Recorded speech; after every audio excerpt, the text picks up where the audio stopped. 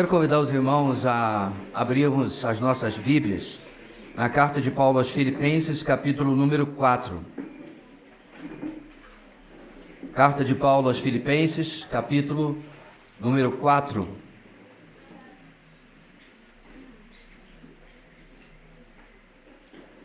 A carta aos Filipenses, meus irmãos, tem um tema geral, que é Paulo falando sobre a alegria de viver por Cristo e com Cristo, diante dos desafios do crescimento na verdade. Isso era algo factual no primeiro século e também é no 21º século. Nós temos desafios, temos lutas, temos obstáculos, porém, a vida cristã encara tudo isso de uma perspectiva diferente, uma perspectiva do alto, uma perspectiva eterna. Até porque a palavra de Deus afirma categoricamente que nós somos, em Cristo, seres eternos. Nós vamos literalmente viver para sempre. E essa vida aqui é apenas uma neblina, como Tiago escreve, é uma névoa que passa rápido e temos toda a eternidade diante de nós. Então, diante disso tudo, irmãos, nessa segunda metade da carta aos Filipenses, Paulo está falando de questões práticas, de como a minha vida deve refletir essa ideia que eu tenho sobre a minha eternidade. Então, versículo 1, do capítulo 4, até o versículo 9, onde nós vamos ler, nós encontramos o seguinte. Vamos lá, queria convidar você a nós lermos juntos na Nova Versão Internacional, para ajudar-nos a acabar de ficar ligado e acordarmos nesta manhã, ok? Vamos lá, 4, de 1 a 9. Diz assim: Portanto, meus irmãos, a quem amo e de quem tenho saudade, vocês que são a minha alegria e a minha coroa, permaneçam assim firmes no Senhor, ó amados. O que eu rogo a Evódia e também a Sintique é que vivam em harmonia no Senhor. Sim, e peço a você, leal companheiro de jugo, que as ajude, pois lutaram ao meu lado na causa do Evangelho, com Clemente e meus demais cooperadores. Os seus nomes estão no livro da vida. Alegrem-se sempre no Senhor. Novamente direi, alegrem-se. Seja a amabilidade de vocês conhecida por todos. Perto está o Senhor. Não andem ansiosos por coisa alguma, mas em tudo, pela oração e súplicas e com ação de graças, apresentem seus pedidos a Deus. E a paz de Deus, que excede todo o entendimento, guardará o coração e a mente de vocês em Cristo Jesus. Finalmente, irmãos, tudo que for verdadeiro, tudo que for nobre, tudo que for correto, tudo que for puro, tudo que for amável, tudo que for de boa fama, se houver algo de excelente ou digno de louvor, pensem nessas coisas. Ponham em prática tudo que vocês aprenderam, receberam, ouviram e viram em mim, e o Deus da paz estará com vocês. Meus irmãos, hoje nós vamos caminhar nesse texto debaixo da seguinte grande ideia, do seguinte tema da nossa mensagem de hoje. Vivendo hoje para a glória de Deus, à luz da eternidade. Vivendo hoje para a glória de Deus, à luz da eternidade. O apóstolo Paulo, irmãos, ele termina o capítulo 3, porque é sempre importante a gente entender o nosso contexto, e especialmente nesse texto aqui, isso é importante, porque se você verificar, a primeira palavra que nós temos no versículo 1 é portanto. Então, vamos deixar as professoras de português aqui presentes orgulhosas. Isso significa que ele está fazendo uma conexão com o que ele falou antes, certo? Então, ele termina o capítulo 3 falando da nossa jornada aqui nesta vida. Paulo fala do que ele ainda não alcançou na sua caminhada, porém, como ainda assim ele continua em frente. Se você quiser virar a folha ou subir no seu aplicativo, capítulo 3, você vai encontrar o seguinte, versículo 12. Não que eu já tenha obtido tudo isso ou tenha sido aperfeiçoado, mas prossigo para alcançá-lo, pois para isso também fui alcançado por Cristo Jesus. Irmãos, não pensam que eu mesmo já tenha alcançado, mas uma coisa faço, esquecendo-me das coisas que ficaram para trás e avançando para as que estão adiante, prossigo para o alvo, a fim de ganhar o prêmio do chamado celestial de Deus em Cristo Jesus. É assim que está lá no finalzinho do capítulo 3, antes do final mesmo que a gente vai chegar lá. Porque em seguida, irmãos, Paulo exorta aos filipenses que imitem o exemplo dos que são fiéis a Cristo e, por outro lado, rejeitem o mau exemplo dos que vivem pensando apenas em coisas materiais, em si mesmos. E Paulo chama esse, meus irmãos, a sua sem papas na língua, tipo de vida, né? Inimigos da cruz. Está lá no versículo 18. Por quê, meus irmãos? Porque a cruz de Cristo aponta para as coisas espirituais, para uma vida descentralizada, para uma vida fora do material e focado no espiritual, no eterno. E aqui tem essas pessoas que têm buscado apenas o seu conforto, apenas a sua vida, apenas seus sonhos, seus planos e assim por diante. São inimigos da cruz. Mas aí, meus irmãos, em especial aí que eu queria fazer esse breve resumo na introdução e chegar com vocês, olha como o capítulo termina. Ele dá esse gancho do nosso portanto do texto de hoje. Versículo 20. A nossa cidadania, porém, está nos céus, de onde esperamos ansiosamente o Salvador, o Senhor Jesus Cristo. Ou seja, Paulo está escrevendo aqui a uma igreja multiétnica, porém, ele como judeu sabe que há judeus naquela comunidade, que certamente já explicaram aos seus irmãos gentios o significado dessa última palavra, que eu não sei se foi uma boa a gente transliterar para o português. Paulo está literalmente dizendo que ele está esperando, ou nós esperamos, o Salvador, Senhor. Senhor, ele apela, meus irmãos, à consciência greco-romana, porque a palavra Senhor em grego, ela é muito perto da palavra César. Então ele está esperando o verdadeiro Senhor, Jesus, o verdadeiro Messias, Cristo, que significa a palavra. Então Paulo é sempre muito cuidadoso no uso das palavras e sempre comunicando. Então ele está mostrando, meus irmãos, que a nossa vida está olhando sempre para o alto.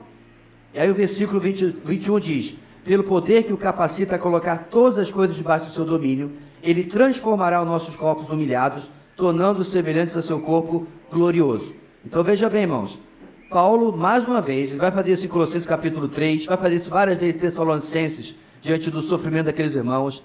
Ele fala assim: viva agora, mas lembre-se, você não é para esta vida, você não é para este mundo apenas, você é para a eternidade. E aí está a nossa conexão com o que ele vai falar no capítulo 4.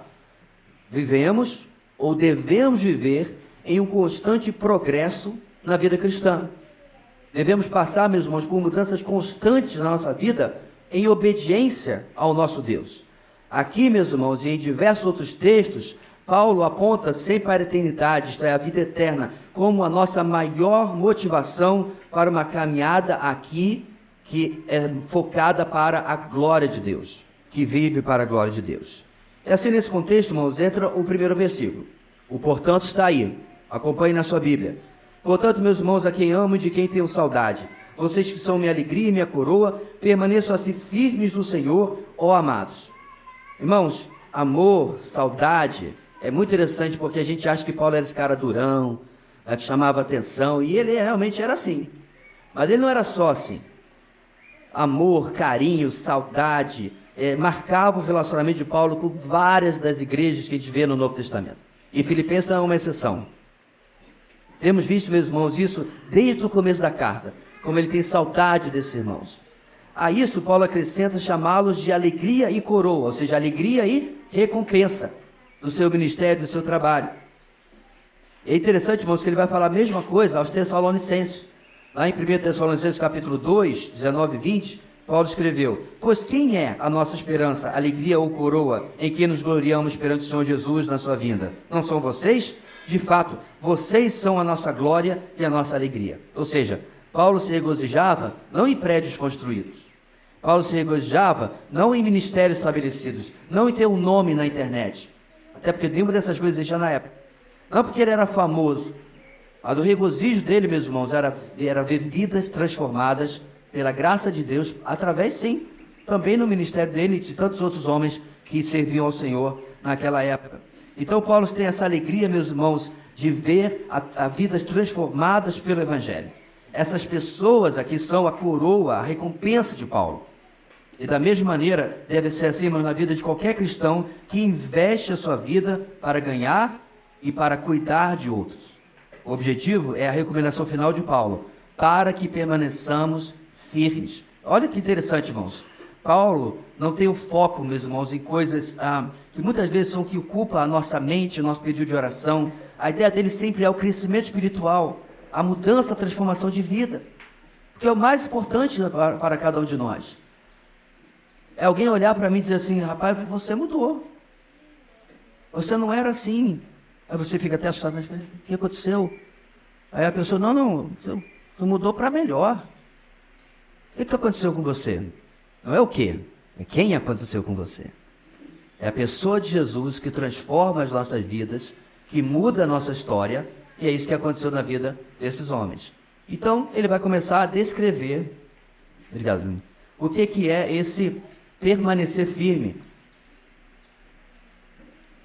que vai possibilitar esses irmãos a viverem para a glória de Deus. Então, nós vamos, irmãos, caminhar do versículo 1 até o 9, e vai ser colocado aí para você no meio mais moderno hoje, os nossos pontos da nossa mensagem de hoje. Como falei, a gente não vai estar projetando.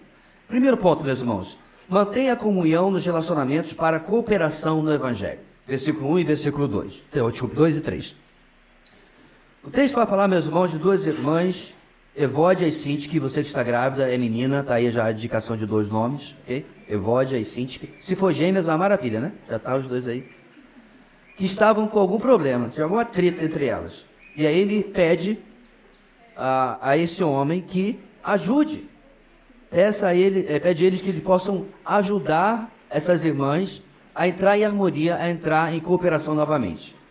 Alguns meus irmãos têm entendido Evódia e Sintique como nome de facções dentro da igreja dos Filipenses. O pessoal viaja, não tem nada aqui que mostre qualquer coisa disso, não. Essa é a imaginação da cabeça das pessoas, não é nome de facção, é um nome de pessoas. Isso era um nome inclusive comum no primeiro século, nomes comuns. Então não se sabe exatamente, meus irmãos, o motivo da desavença dessas duas mulheres. Pode ter sido uma coisa banal, pode ter sido uma coisa séria. Pode ter sido algo pessoal, pode ter sido algo ministerial, pode ter sido algo que talvez Paulo nem soubesse exatamente, mas aqui está sendo tratado pelo apóstolo, porque o importante é que estava quebrando a comunhão entre essas duas irmãs. Elas viviam tomando chá junto, fazendo trança na cabeça da outra, mas não estava mais. Algum problema aconteceu que acabou a amizade, talvez, vamos fazer aqui uma comissão aqui na igreja para tal coisa, se ela vai eu não vou. Estava desse nível. Isso é horrível dentro do corpo de Cristo, não pode acontecer dentro do corpo de Cristo. Estava afetando, inclusive, irmãos, toda a igreja, isso contamina a igreja. Perceba que pouco importa para Paulo, meus irmãos, quem está certo. Se era Evódia, se sente que ele não nem trata disso aqui. Pouco importa, irmãos, quem está com a razão. A exortação de Paulo é: vivam em harmonia, com um tom, inclusive, imperativo. Um tom que nos comunica, meus irmãos, assim, abre aspas, relevem suas diferenças, ministrem graça uma à outra, suporte aquela que for mais fraca na fé, tudo que ele já vem ensinando, perdoem-se, mudem o foco. Porque quando o nosso foco, meus irmãos, é a ofensa, quando o nosso foco é o ofensor, eu não consigo superar.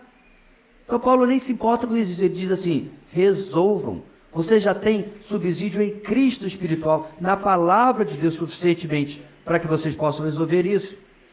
Podemos perceber, meus irmãos, que a repreensão aqui, inclusive ela é pública, que já nos dá uma lição, porque toda a igreja estava sabendo da treta.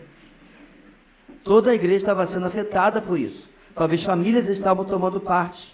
E, meus irmãos, partidarismo, parcialidade não tem lugar no corpo de Cristo. Lá em Coríntios capítulo 3, Paulo vai inclusive criticar veementemente porque eles estavam fazendo torcida organizada. Eu sou de Paulo, eu sou de Apolo, eu sou de Pedro. Aí tinha um pessoal mais espiritual, e nós somos de Jesus. Só que eu não tomava partido de homens, não, aparentemente. Mas estava errado da mesma maneira. De fato, todos nós somos de Jesus, mas isso não significa que a gente vai ter oposição a A, B ou C dentro do corpo de Cristo. Isso aí não faz sentido nenhum. Então, Paulo está preocupado com isso. E para lembrá-las, meus irmãos, da pequenez da sua contenda, diante de coisas mais importantes, Paulo, que aqui está onde, irmãos? Alguém lembra? Onde ele está escrevendo essa carta? Da prisão. Paulo está escrevendo de dentro da prisão. E aqui um prisioneiro lembra da luta ao chamar a esse homem que ele está pedindo ajuda de companheiro de jugo. A pedir, meus irmãos, que Epafrodito, aqui é este homem, o carteiro aos filipenses, pudesse entender, ou fazê-las entender: eu estou numa situação muito pior e vocês estão reclamando do quê? Sutilmente Paulo coloca, irmãos, essas dicas. E o Epafrodito está sendo orientado, irmãos, a entregar essas cartas aqui para que eles possam ouvir as palavras desse prisioneiro e essas mulheres possam entender que elas já se uniram por coisas mais importantes. Olha o que o texto diz: elas lutaram ao meu lado na causa do Evangelho. E ainda lembra, com Clemente e outros demais cooperadores. Irmãos, aqui não são quaisquer duas irmãs. Isso aqui me traz uma outra lição importante. Você que é líder, você que é pastor, sei que só tem eu, então vou pregar para mim também. Você que é missionário, muitas vezes, meus irmãos, a dissidência entre líderes são uma das piores coisas que Satanás consegue fazer numa igreja local. Pastor dessa igreja, presbítero dessa igreja, nós temos que andar em harmonia sempre. Isso não significa concordar em tudo. Camarada vascaíno, meu irmão. O que eu vou fazer com isso? Vou perdoar. Verdade. Não, peraí. Por que, meus irmãos? Porque se nós quisermos unanimidade, a gente vai ter que se anular. Unanimidade não é a mesma coisa que unidade. Com certeza, meus irmãos, aqui e acolá, Clemente dava uma chamada de Paulo assim: meu apóstolo, rapidinho, porque camarada era apóstolo, não era um pastorzinho como eu. Apóstolo Paulo, sabe que você, isso e aquilo, mas eram cooperadores. Estavam juntos, irmãos, na obra do Senhor. Manter, meus irmãos, a comunhão dos relacionamentos é fundamental se nós temos realmente compromisso com a cooperação do Evangelho. É uma das motivações que Paulo coloca aqui.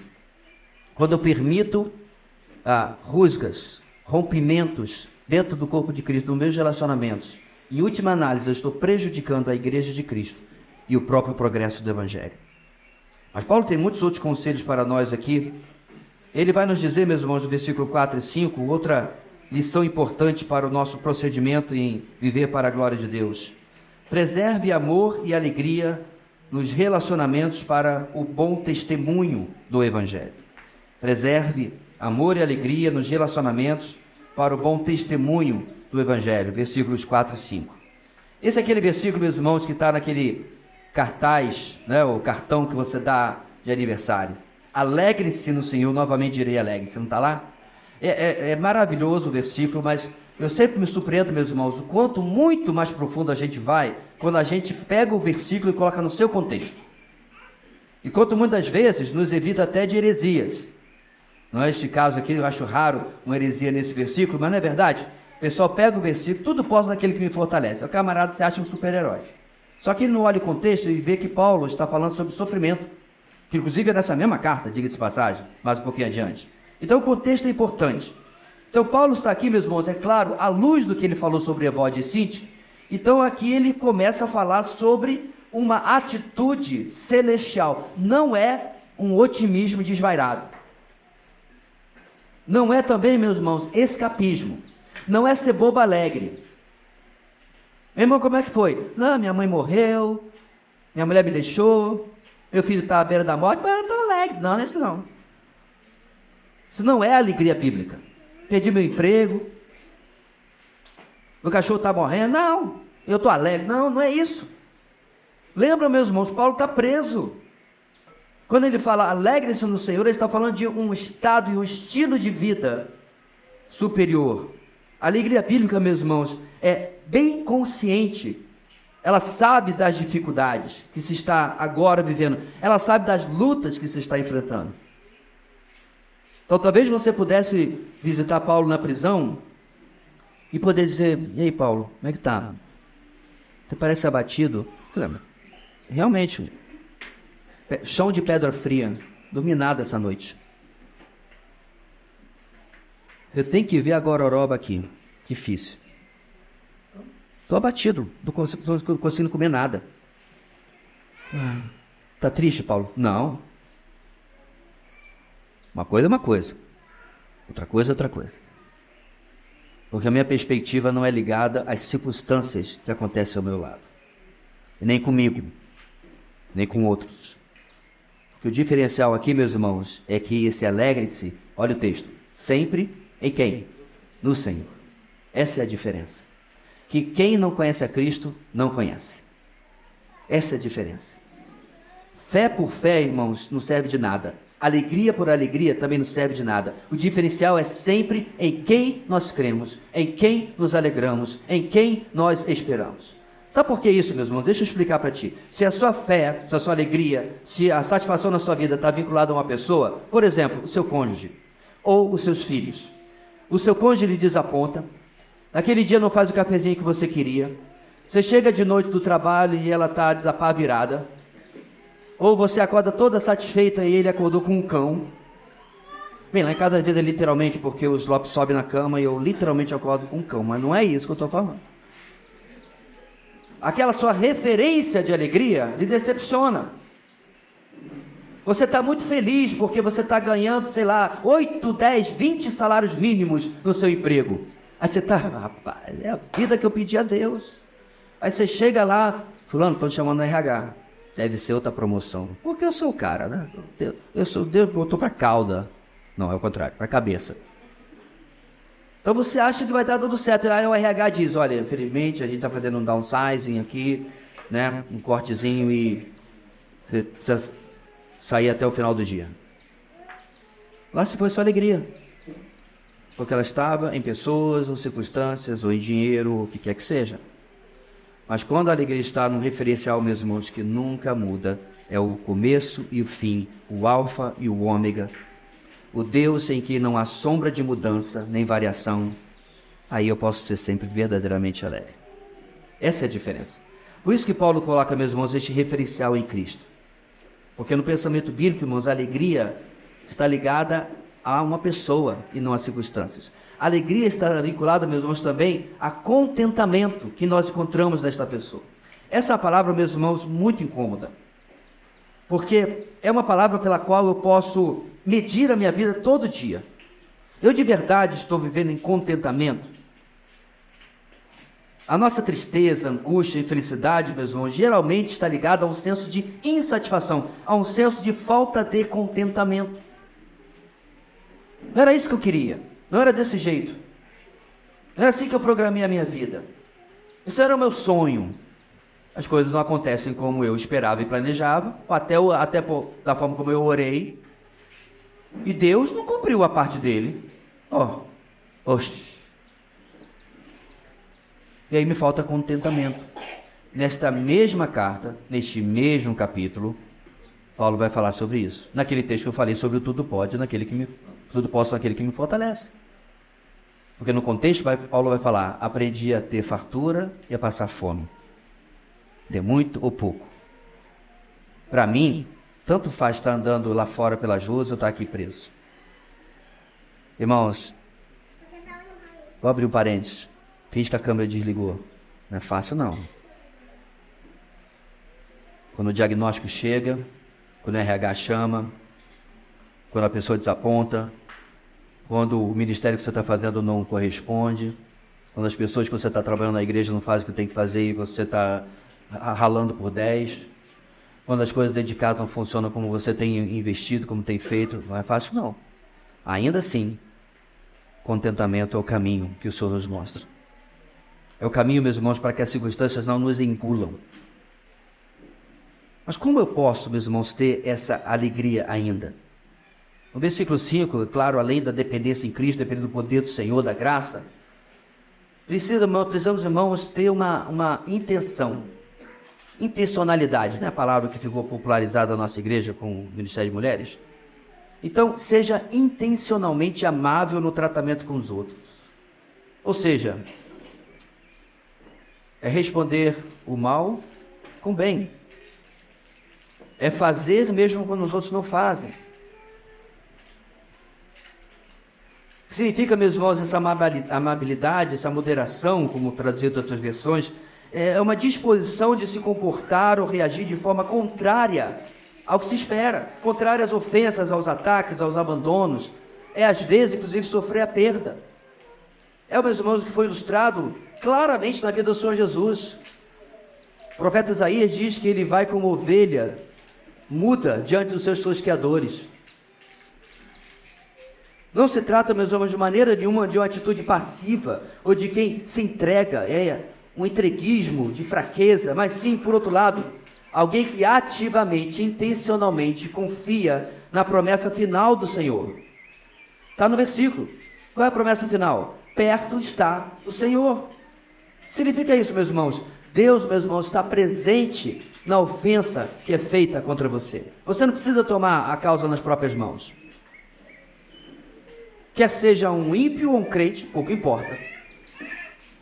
Quando eu me levanto contra alguém, ou alguém se levanta contra mim, meus irmãos, nós temos um Deus que o Antigo Testamento chama de um Deus ciumento. Não é o nosso ciúme humano, que é bobo, que é besta, não. Aquela parte eu já preguei, então pode ir. Não. Esse é um ciúme, esse é um zelo de cuidar daqueles que são seus. Isso também não significa assim, com quem você está lidando, vai tocar no ungido do Senhor. Não, não é isso não. Não é uma atitude arrogante, de superioridade, porque as pessoas estão pensando alguma coisa contra mim ou contra você, não. É uma atitude, meus irmãos, de se entregar e confiar que o Senhor vai fazer o que Ele tiver que fazer no seu tempo. Deus está do nosso lado, está testemunhando a nossa perda, e Ele vai transformar isso no nosso ganho, em bênção para a nossa vida. Fique imaginando, meus irmãos, o coração de pai do nosso Deus acompanhando a vida, por exemplo, de José. Mais de década. José estava comendo pão que Jeová amassou. Diabo não amassa pão nenhum. Diabo. O pão que Jeová amassou. Porque era plano de Deus, tratar a vida de José, moldar a vida de José. Aí José é quem nós encontramos lá no final do livro de Gênesis. Portanto, meus irmãos, amor e alegria são fundamentais nos relacionamentos para que a gente possa manter o nosso testemunho no Evangelho. E Paulo vai continuar. Versículos 6 e 7, ele vai nos trazer uma terceira recomendação para que possamos viver aquilo que nós somos esperados na vida cristã. Vença a ansiedade pela confiança em Deus que gera paz do Evangelho. Vença a ansiedade pela confiança em Deus que gera paz do Evangelho. O versículo 6, irmãos, por incrível que pareça, é um dos versículos que já causou mais problema nas redes sociais quando eu postei. Não andem ansiosos por coisa alguma. Aí o pessoal do remedinho, que não consegue sair da cama sem tomar uma pílulazinha, pula lá fora. Porque o médico falou para eles que ele não tem culpa nenhuma. Essa ansiedade, você é assim. E esse diagnóstico, meus irmãos, tem se multiplicado assustadoramente. Lembra da pandemia? Ainda lembra dela? Pois é. Eu passei numa casa, tinha 3 placas. Elas diziam mais ou menos assim: não aceitamos visita. Não insista. Estamos em isolamento total. Eu encontrei uma senhora uma vez no Big Bom. Ela estava com 2 máscaras, uma touca. Eu não sei se pegava Covid pelo cabelo, mas de repente, uma touca, luva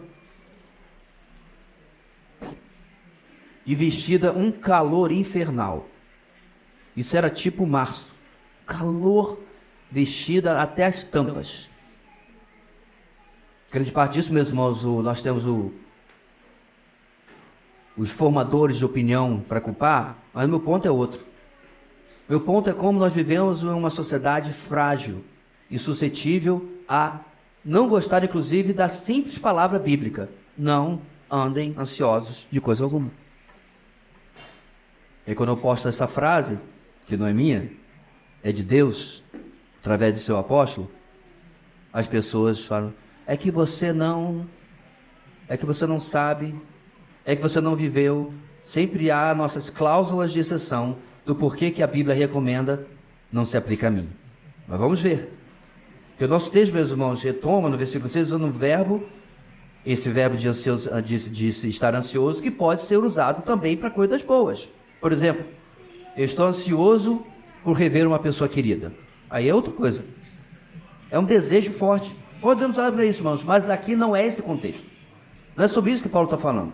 Eu estou especificando isso porque quando ele diz para não estar ansioso por coisa alguma, obviamente ele não está se referindo a coisas boas. Então, o que o nosso contexto traz para que a gente entenda isso? Vamos dar um passinho atrás. Versículo 4, alegria. Versículo 5, amabilidade.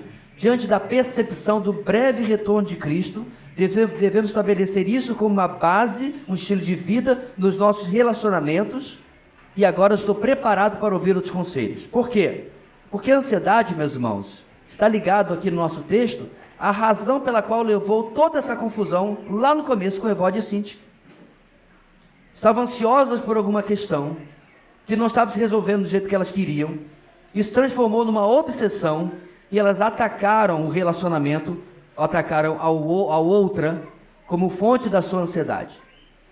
Agora deixa eu trazer para nós uma definição de ansiedade. Vamos lá. Um comentarista diz que a ansiedade é o termo que indica a falta de confiança na proteção e cuidado de Deus pelo seu povo. Pá! É o termo que aponta a falta de confiança na proteção e cuidado de Deus pelo seu povo. Por isso, meus irmãos, que a ansiedade é pecado. E você pode tomar todo o remédio do mundo. Ele não é a solução. Nós vamos ver a solução daqui a pouquinho. Agora deixa eu trazer uma ilustração popular sobre ansiedade. Ansiedade é igual a uma cadeira de balanço. Tem muito movimento, mas pouco progresso. Você faz, se preocupa, corre atrás, liga para 300 pessoas. Estou precisando resolver isso aqui. Eu conheço o jardineiro do filho do primo do governador, deixa eu ver se ele resolve para mim. Você não dorme.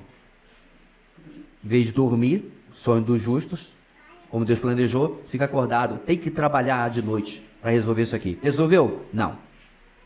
Mas teve muito movimento, nenhum progresso. Então, meus irmãos, o nosso contexto, essa ansiedade se aplica porque havia duas questões na mente de Paulo. Primeiro, essas questões que levaram essas duas mulheres, Evode e Sintique, a se desentenderem.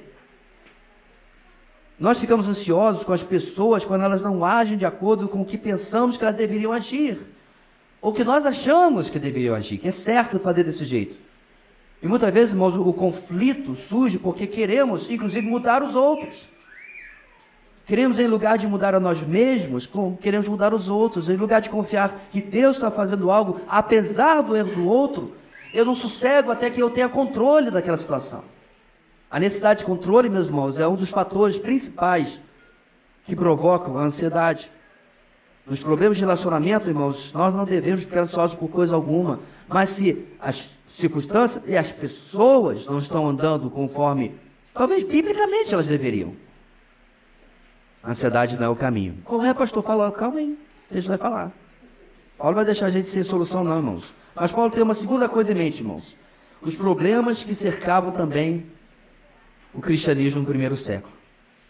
Problemas, meus irmãos, que nós não temos nem ideia do que é. Nem ideia. Não sabe que em 2004 eu ganhei uma bolsa, ou a maioria deve se lembrar. Eu fui a Singapura fazer um curso pelo Instituto Hagai. E lá, meus irmãos, eu tive a oportunidade de conviver com irmãos do Nepal, do Butão, irmãos de diversas regiões da Índia que não são favoráveis ao cristianismo. E você ouvir, meus irmãos, uma coisa é você ficar vendo vídeo, uma coisa é você sentar com o irmão para almoçar junto com ele. Teve um, inclusive, que nós conversamos quase 2 horas, eu quase não comi. Eu não conseguia parar de prestar atenção. Não conseguia botar uma garfada na boca, ouvindo as histórias. A igreja desse irmão tinha sido destruída 3 vezes. Pessoas de outras religiões ali da sua localidade vinham, destruíam tudo, quebravam cadeiras. A segunda vez eles começaram a levar pelo menos uma aparelhagem de som que eles tinham para casa, que era o mais caro. Levar um projetor, levar um computador para não ter um prejuízo tão grande, porque sabiam que podiam chegar na próxima semana e estar do mesmo jeito. Um dos pastores tinha sido agredido 2 vezes na Índia. Um país que teve missionários como William Taylor. Conta aqui, meus irmãos, é que o primeiro século não era tão diferente. O irmão no Egito, década de 90, esse homem se converteu, ele era muçulmano. Quando a família descobriu, ele foi colocado na rua com a roupa do corpo. A família era a família de alfaiates. Ele perdeu a loja dele, que compartilhava com a família. Todo o seu dinheiro, conta bancária foi confiscada. Roupa do corpo. A pessoa, essa camisa, essa calça, o sapato. Acabou. A gente não tem ideia, meus irmãos, o que é isso. Porque eu estou aqui, vou molhar daqui a pouco no batismo, põe no saco, levo para casa, lavo. Eu tenho outras 20 em casa.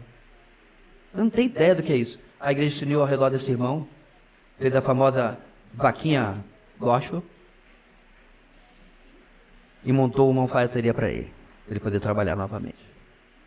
Mas essa é a realidade, meus irmãos, do primeiro século também. E isso, com certeza, trazia ansiedade aos irmãos. Gentios e judeus estavam sendo perseguidos, perdendo bens, familiares, amigos, sendo expulsos das sinagogas, sendo expulsos dos templos, sendo expulsos dos... onde quer que fosse que a sua família estivesse, sendo expulsos por causa do Evangelho.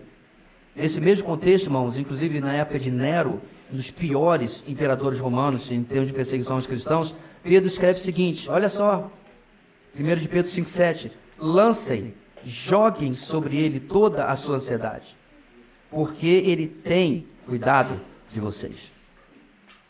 Olhe para o currículo de Deus, olhe para o histórico de Deus, na história, na palavra e na sua vida, e lance sobre ele a sua ansiedade, porque ele tem competência para isso. Então, peraí, então, o segredo da ansiedade de curá-la é não fazer nada? Não. Temos uma ideia, meus irmãos, como seres humanos, que às vezes para resolver as coisas, eu tenho que fazer alguma coisa, eu sou indispensável. Isso é ruim.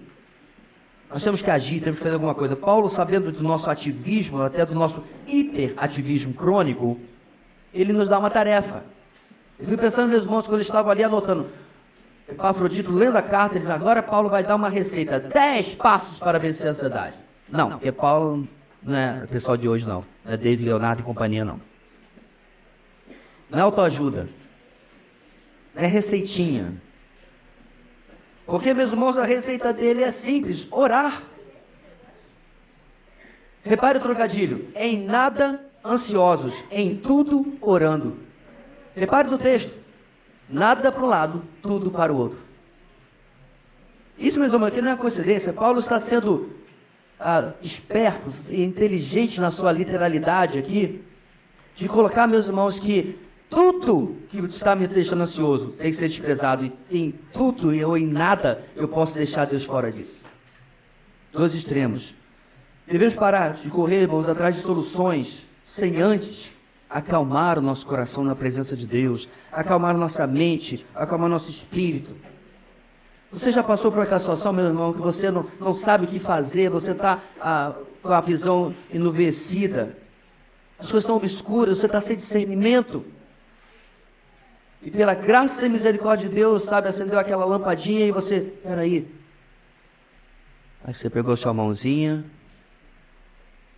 pegou seu joelhinho e acalmou seu coração na presença do Senhor.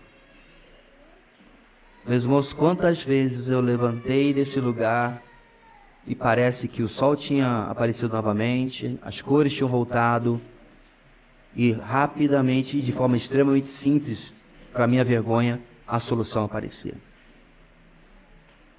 Não é mágica, é uma receita de Deus para que aprendamos a depender dele. No nosso contexto, meus irmãos, Paulo coloca isso de forma dupla, orações e súplicas. Oração diz respeito a algo mais geral e súplicas a algo mais específico.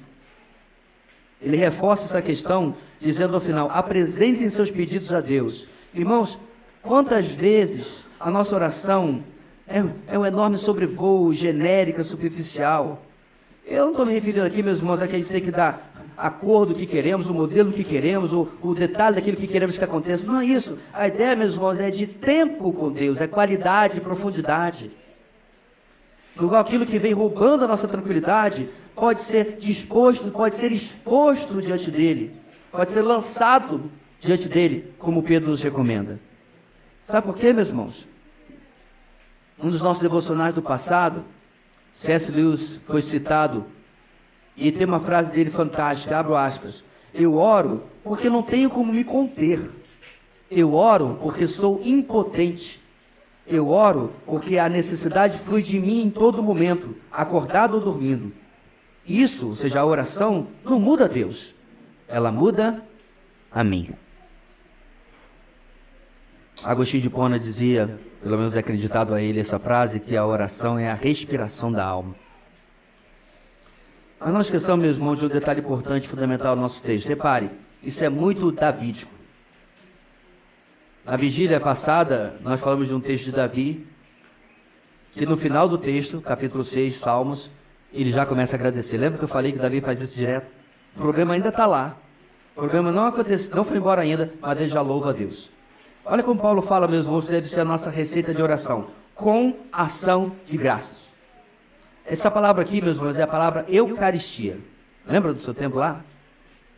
Eucaristia significa a qualidade de ser grato, que implica em agir de acordo com isso.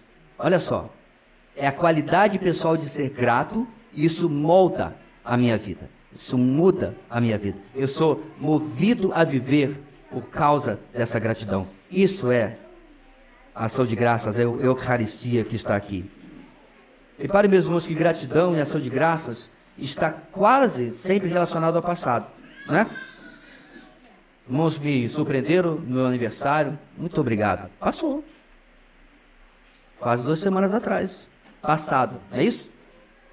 Sou muito grato por tudo que meus pais fizeram por mim. É normal. Mas repare, meus irmãos, que aqui não. Aqui, meus irmãos, a gratidão, ela é para o futuro. Por quê? É assim que a gente combate a ansiedade. O problema ainda está aqui, ó, cafungando no meu cangote, enchendo os meus ouvidos, pesando nos meus ombros, mas eu sou grato. Eu sou grato por aquilo que o Senhor tem feito na minha vida. Porque essa gratidão, meus irmãos, é muito mais para que o Senhor realize a vontade dEle do que realize a minha. É isso que eu quero. E alguém pode dizer, pastor, lindo isso daí. Paulo escreve muito bem, ó. Mas isso aí é difícil. Verdade. Mas a recompensa, meus irmãos, é algo que se houvesse uma pílula, estaria todo mundo tomando. A recompensa, diz o texto, é paz com Deus. Não qualquer paz. O texto diz, paz que excede todo o entendimento. Não é isso que a ansiedade estava roubando de mim e de você? E Paulo diz, a oração sincera, de qualidade de tempo com Deus, com gratidão, vai trazer a paz que excede todo o entendimento. A ansiedade vai embora. Ela vai ser banida. É importante destacar, meus irmãos, que essa paz, ou a paz do Novo Testamento, ela tem 2 formas. Quando você conhece a Cristo, você é unido a Deus por meio de Cristo, por meio de Jesus. E você agora tem paz com Deus, correto? Mas aqui não é isso. Aqui não é essa paz posicional. A paz de relacionamento que nós temos com Deus. Essa é a paz circunstancial, que a ansiedade estava tentando destruir. E é isso que Deus está prometendo aqui para nós. E na verdade, meus irmãos, com essa paz ao nosso lado, nos cercando como fruto, nós vamos poder, meus irmãos, agora ter essa posição de alerta, porque nosso texto diz, essa paz vai guardar o coração e a mente de vocês em Cristo Jesus. A ansiedade vai embora, o discernimento, a tranquilidade para pensar, a visão para resolver as coisas volta à nossa vida. Porque eu não estou freneticamente tentando resolver as coisas sozinho. Estou agindo quando Deus manda agir. Eu estou me movendo quando Deus aponta o caminho. É completamente diferente. E aí ela vai montar guarda, fazer vigília, proteger, guardar sob sua custódia o nosso coração, a nossa mente. É uma fortaleza ao nosso redor, irmãos, aonde reina essa paz que temos em Cristo Jesus. Portanto, meus irmãos, precisamos vencer a ansiedade confiando em Deus. E vamos experimentar essa paz que só existe no Evangelho, só existe quem anda com o Senhor. Vamos terminar o nosso texto? Os 2 últimos versículos, 8 e 9, nos trazem nossa 4ª e última lição para a nossa manhã. Proteja os relacionamentos ao proteger sua mente, seguindo exemplos que vivem o Evangelho. Proteja os relacionamentos ao proteger sua mente, seguindo exemplos que vivem o Evangelho. Tenho certeza, meu irmão, que na sua história você tem aquelas pessoas que chamam mais atenção, que de alguma forma se destacam como exemplos que você moldou a sua vida ao redor deles ou delas. Eu tenho vários desses. Particularmente no seminário onde eu e minha esposa estudamos, essa também, nós convivemos com pessoas que até hoje me marcam, até hoje me surpreendem. É do nosso fundador, a frase que eu já falei tantas vezes para os irmãos, na verdade não é dele, ele aprendeu com o seu professor, Howard Hendricks, mas o Sr. Davi passou para nós, o servo que não serve, não serve. E ele era exemplo vivo disso. Você vai em um seminário chique desses aí, você encontra lá o reitor de terno e gravata, certo? Recebendo as autoridades lá no palanque. No evento do nosso seminário, o seu Davi estava pregando placa para sinalizar o estacionamento. Não é uma tarefa pequena demais para o servo, não é uma tarefa pequena demais para aquele que vive o Evangelho. O ponto aqui, meus irmãos, é que os exemplos, eles podem ser para a nossa vida o caminho para seguir e o caminho para evitar. Como isso funciona aqui no nosso texto? Na nossa última parte, Paulo vem com esse finalmente aqui. Ele não está se referindo a finalmente o texto vai acabar, porque ainda tem bastante versículos depois, a carta não acabou, mas ele está encerrando, meus irmãos, esse contexto aqui, certo? Ele está terminando essa parte apenas aqui. E aí Paulo, meus irmãos, diante disso, esse finalmente, ele vai nos trazer uma lista de 8 atitudes que devem dominar, serem soberanas na vida do nosso pensamento. Meu irmão, presta atenção aqui. Muito coach, deixando Paulo e Deus de fora, está copiando isso aqui. E está na Bíblia de graça, não precisa comprar o cursinho dele não, viu? Um amigo meu viu isso, um coach literalmente citando Filipenses capítulo 4. Mas não falou que era da Bíblia. Porque aí o pessoal fica, está usando Bíblia. É claro, meus irmãos, que isso aqui não é autoajuda, não é receitinha para virar a chave, né? Vocês falam? Não. Tudo isso é debaixo da ajuda do Espírito Santo com a nova vida em Cristo. Mas o que ele vai falar aqui, meus irmãos? Ele vai trazer essa lista e diz, pensem nessas coisas, ou seja, isso ocupe o seu pensamento. E essa ordem, meus irmãos, é mais do que apenas ter na mente. Significa ponderar, pensar, raciocinar, refletir nessas qualidades e permitir que elas moldem a nossa conduta. Alguém que age impensadamente, precipitadamente, como certamente talvez todos nós já fizemos um ponto ou outro na nossa vida, não vão conseguir fazer isso. Tem que dar um passinho atrás. Tem que puxar o freio de mão, tem que botar em ponto neutro. E aí, usar essas características e ver se a nossa vida de pensamento está andando nessa direção. Mas antes de nós olharmos a lista, é importante destacar, meus irmãos, de novo, que não se trata de uma listinha de autoajuda. Eu quero voltar nisso. Não é tipo 8 atitudes para uma vida vitoriosa. Esse livro vende. De repente é até um clickbait bom, né? Coloca lá, 8 passos para uma nova mente. A pessoa vai comprar aqui nem pão quente, né? É que não vai abrir e vai dizer, mas isso aqui é Bíblia. Pois é. O que você queria para transformar a sua vida? Augusto Cury? O que você queria para transformar a sua vida? Chocapacra, aquele indiano lá que vende não sei quanto de livro para um monte de arneira? Não.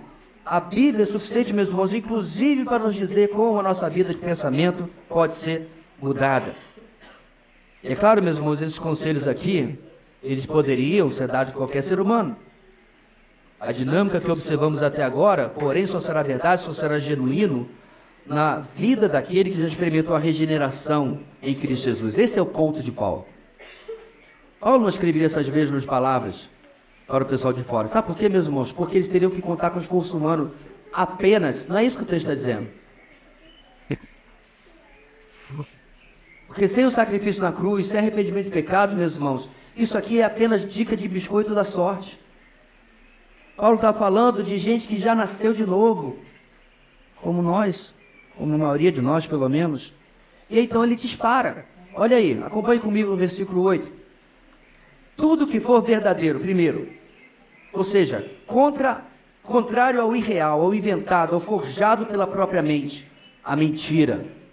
Meu irmão, se você está alimentando sofismas de mentira na sua mente para os seus relacionamentos, eles vão destruir a sua mente e destruir o seu relacionamento. Tudo que for verdadeiro. Quantas vezes a gente está aconselhando um casal e diz, não, é porque ele nunca, é porque ela sempre já mentiu. Porque não é assim, não, porque ela sempre respira, claro, ela não morre. Não. É sempre algo negativo. 50 anos de casamento, ela nunca. Está vendo a pessoa que dessa? Pastor, mas isso não existe? Pode até existir. Mas, meus irmãos, muito raro. Nós exageramos, nós criamos uma mentira, porque precisamos estabelecer o nosso argumento. E fazemos isso em relação às pessoas, mas não contra nós, claro que não. Nós somos melhores, nós somos especiais. Eu sei que eu tenho os meus erros, mas eu, contra o outro, sempre, nunca.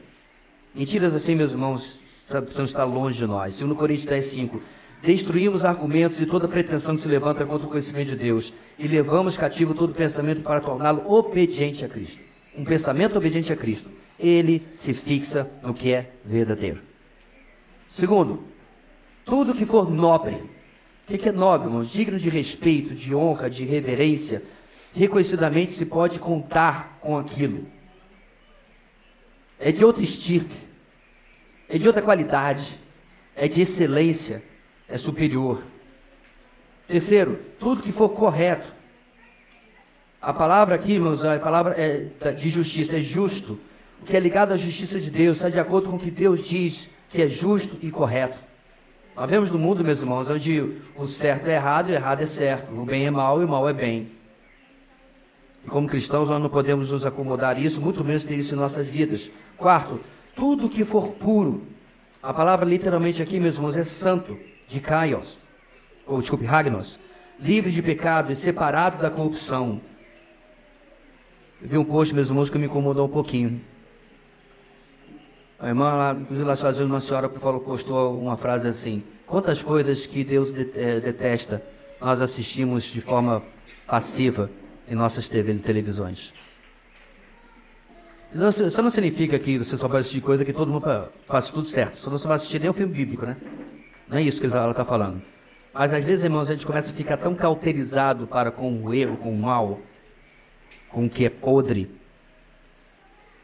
Quando a nossa igreja ainda estava no prédio anterior, lembra que já contei isso para vocês? Estava passando uma novela que tinha Vera Fischer. E ela era a vilã, ela era horrível. Nem lembro o nome da outra pessoa. Tá. Lembra da Vera Fischer estava lá. A Vera Fischer era a mulher, a esposa. O Brasil inteiro estava torcendo que ela morresse. Porque ela era jararaca, ela era isso, tinha todo tipo de adjetivo para ela. Ela era vilã. E torcia para a jovem, pura, inocente mocinha, que era a Alfa 2 do marido dela. Lembra dessa expressão que tinha antigamente? Da amante, Alfa 2? E o Brasil estava torcendo. Em uma determinada ocasião eu perguntei à igreja: e aí, quem está torcendo para fulana ficar com Beltrano? Alfa 2. E alguns tiveram que examinar somente seu coração, porque no fundo, estavam torcendo contra a bruxa má, a vilã, a jararaca, enquanto que a amante era a boazinha, a mocinha, a purazinha. E meus irmãos, como esse posto não está tão errado assim, e a gente vai achando que a coisa errada é boa, é tranquila, é normal. A sociedade vai impondo isso a gente, infelizmente. Quinto, tudo que for amável. Diferente, meus irmãos, de todas as demais, amável e de boa fama, não estavam presentes em lista de virtudes que outros escreviam na época. Interessante isso, né? Paulo estende, vai além. Não há uma importância pelo amor ou por ser amável na religião pagã, na filosofia, mas no cristianismo sim. Aliás, sem amor, irmãos, absolutamente nada do que fazemos serve para coisa alguma. Nada. Sexto, tudo que for de boa fama. De igual maneira, meus irmãos, o ímpio, o melhor deles, não se importava muito com a sua fama, com o seu testemunho pessoal, o que as pessoas pensavam deles. A expressão de boa fama aqui tem um duplo sentido. Tanto é alguém de quem se fala bem, como alguém que fala bem de outros. Isso é interessante, irmãos. Cédric, você soube do irmão? Aí fala. Vamos orar. Né? É a cereja do bolo, cereja podre, né? Eu falo, depois ponho uma capa de espiritualidade.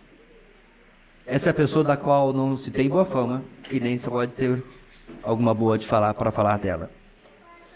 7. Se houver algo de excelente, ou algo de virtuoso, Excelência, meus irmãos, de um caráter incomum e digno de elogio, precisa estar presente na nossa vida, é fazer as coisas da melhor maneira possível. Não é nada meia boca, não é nada pela metade, não é nada para cumprir protocolo, cumprir tabela. Você funcionário, você empregado, você chefe, você passa uma enorme parte do seu tempo em meio aos seus colegas de trabalho. Eles veem você como alguém excelente. Você é o tipo de funcionário que diz assim, que o pessoal fala assim, rapaz, menos aí, rapaz, tá? Fazendo a gente ficar feio na fita aqui. Você tá fazendo tudo certinho. Aí você, como assim? Tu chega 8 horas, cara. Quem chega 8 horas? Dá 18 horas você está aqui, batendo ponto. A gente não pode ir embora, porque o Zé certinho não vai embora. Esse deveria ser, meus irmãos. Ser odiado por fazer o bem, fazer o certo, por fazer o excelente. E finalmente, meus irmãos, digno de louvor. 8. Algo elogiável, algo que exalta outrem. E quando compartilhado, move as pessoas a imitar a boa conduta. Olha que interessante, irmãos. Rapaz, eu conheci uma pessoa, ela é assim, assim, assim. Aí quem ouve diz assim, nossa, eu quero ser assim também. Eu quero andar como esse irmão. Eu quero ser como essa pessoa. Depois dessa lista, meus irmãos, maravilhosa, o nosso último verso, ele começa com um imperativo. Ponham em prática. Primeiro, pensem nessas coisas, foi o imperativo anterior. Agora, ponham em prática. Pensem, ponham em prática. Um comentarista chamado Colange diz o seguinte, aspas, a dinâmica do cristianismo deriva-se da união desses dois imperativos. Eu penso, eu pratico. Isto é, irmãos, eu penso de forma elevada em minha mente regenerada pelo Espírito. Pensar de forma elevada é o versículo 8. E pratico como? Imitando o que aprendo nos bons exemplos ao meu redor. Bem também como aprendo na palavra. Em detalhes, meus irmãos, aprenderam, retrata o ensino formal dos apóstolos para os filipenses. Está no texto. Receberam, retrata a tradição de práticas baseadas no ensino apostólico. E não estou me referindo a como se faz culto, né? Como é que faz aqui na sua igreja? Não, é ética, é moral, é comportamento. Não, aqui na nossa igreja não bate palma. Não, não é isso não. É aquilo, meus irmãos, que vai impactar a vida de outros, no caráter, na nossa personalidade, na nossa forma de viver. Aprenderam, receberam, ouviram. Agora fala do ensino informal. Foi falado das conversas, na transmissão oral das verdades cristãs. Vida na vida. E finalmente, e viram. Fala do aprendizado pela observação do procedimento e da vida do apóstolo. Meu irmão, nosso diretor, quando estava fazendo aquilo que eu falei, ele depois não foi lá para o microfone dizendo assim, você sabe o que eu estava fazendo agora? Estava lá pregando as plaquinhas do estacionamento, tá bom? Agora faz aí também. Não. Ele não precisou. Na verdade, meus irmãos, eu jamais vi o seu Davi mencionar absolutamente qualquer coisa que ele tenha feito. Sempre alguém que fala dele. A boa fama, lembra? É sempre alguém que testemunha seu comportamento e da sua forma de agir. Claro, meus irmãos, que Paulo aqui está resumindo. Ele não está deixando os outros apóstolos de fora. Está falando dele porque é o apóstolo com quem os filipenses têm contato. Mas aqui, meus irmãos, estamos falando de todos os exemplos piedosos. Todos os exemplos que são imitáveis. E para terminar, irmãos, o apóstolo Paulo encerra como um sanduíche. Ele vai falar de maneira inteligente e poética. A paz de Deus, que está lá no verso 7, trazer a promessa àqueles que vencerem a ansiedade. Fecha com o Deus da paz, do verso 9. Olha só. Por que, meus irmãos? Porque o nosso Deus é a real e única motivação para os nossos relacionamentos e para uma vida, esse padrão que nós vemos nesse texto aqui. O Deus que não precisava ter feito absolutamente nada por nós. O Deus que desde o Antigo Testamento vem construindo a história da redenção, o fio escarlate, o fio vermelho da redenção, que passa por todo o povo de Israel, depois vem redimindo através de um deles toda a humanidade que volta para ele. Esse é o Deus que merece aquilo que nós vemos nesse texto aqui hoje. Que vivamos dessa maneira. Não é para o irmão, não é para o pastor, não é para que as pessoas saibam, mas porque o nosso Deus merece, porque Ele é digno. Por isso que eu coloquei mesmo a nossa grande ideia, que vamos viver hoje para a glória de Deus, à luz da eternidade. Viver tudo que está aqui, para esse Deus maravilhoso, para a glória dele, à luz da eternidade.